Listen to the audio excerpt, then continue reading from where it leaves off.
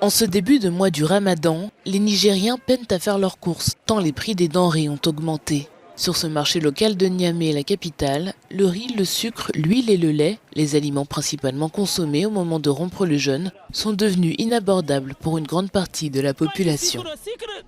Un sac de sucre de 50 kg coûte 32 000 francs CFA. Pour 25 kg, c'est 18 000 francs CFA. Nous ne pouvons pas payer, nous demandons au gouvernement de le rendre moins cher.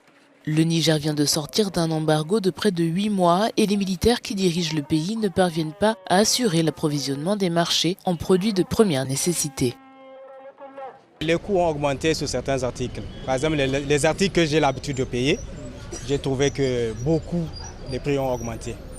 Par exemple, le riz.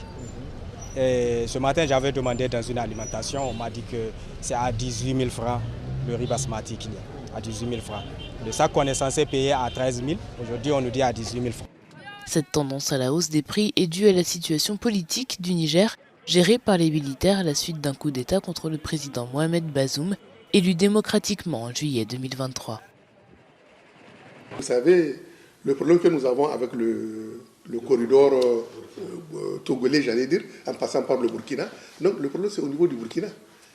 Parce que notre marchandise est arrivée à Kaya, elle est encore en train de m'expliquer qu'il faut retourner vers Ouagadougou avant de repiquer encore pour prendre une autre voie.